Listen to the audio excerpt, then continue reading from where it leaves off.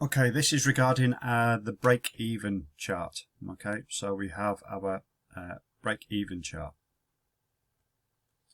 We have our center lathe, okay, and we have our CNC. Now, your center lathe will probably be called a conventional system. Now, with both of them, you will have your fixed costs and you will have your variable costs. And then you need to calculate your production costs. We've done this in the past. Okay, you've had examples of this. So your fixed cost, all right, will stay the same. Your total production cost is your variable cost plus your quantity. Sorry, not plus. All right, it'll be multiply. I think in your question it's 70 pieces, but that could be 60, it could be anything you like. Now, so once you've written down your fixed cost, which is a given, all right, so that's given to you.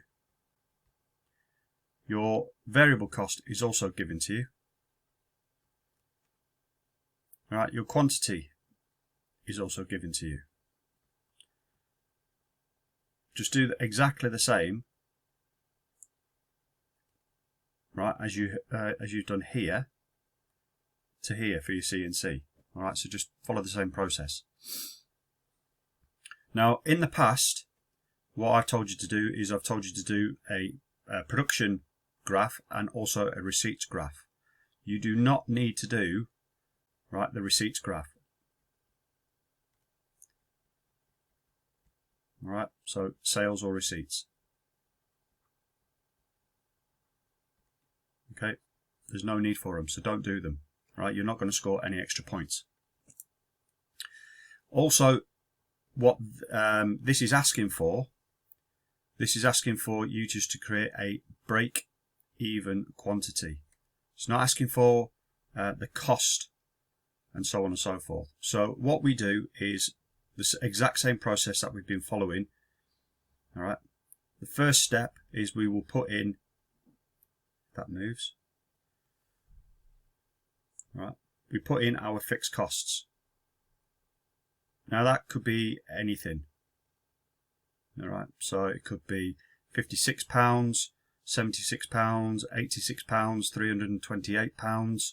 All right. Whatever your fixed cost is, put it in. The second step, which I would advise you to do, is do exactly the same for your CNC. Put it on the same graph. Just, right, change your position, right, and put it in for a different colour.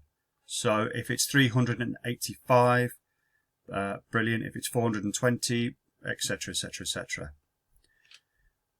In this case, we're going to put a quantity at 80, all right, and we've worked out what this production total is going to be.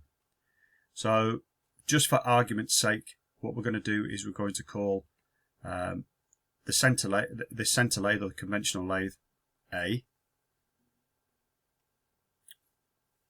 and the CNC B. So we've got A,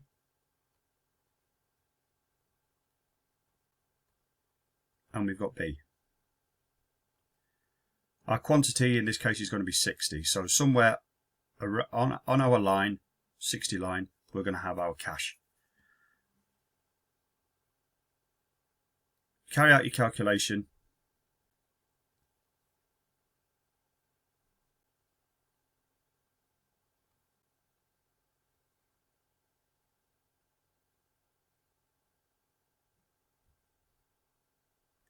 And then you put in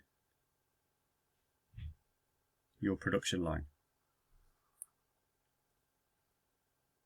Then do the same again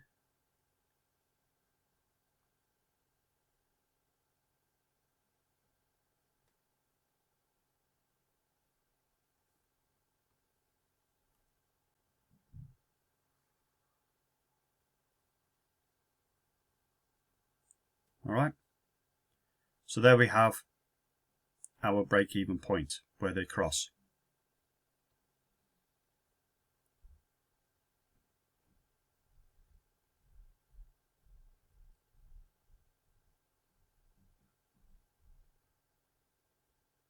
If you want to, you can put in a dotted line if you wish. Okay. It's not point scored, but what you must put in is your break-even quantity. All right. Now, 2 key points that you need to take away from this. Your center lathe. All right. So your center lathe line here must be run more steeply or at a steeper angle than the CNC lathe. What we've had in the past is where we've done the lines, they've ended up running parallel. And it's because they're running basically to the same point. They're never really merging at all. All right, so if you end up seeing this, so 2 parallel lines, you know that you've gone wrong somewhere. With the knowledge that you've been given and the exercises that you've practiced and so on and so forth, to be perfectly honest, this should be an absolute breeze for you. The final thing that you need to do is you need to put in a conclusion. Not on this page, just on a separate page. Now the conclusion, we do not need to see the Encyclopedia Britannica on this. Okay, it's just a conclusion. So a CNC will achieve X and cost Y. It is better than a center lathe because of this. Your setup times cost more, but you get the production done. That sort of thing. Okay, so like I say, it doesn't have to be rocket science. Right, hope this helps. If you have any questions, email me, all right, and I'll try and clear them up.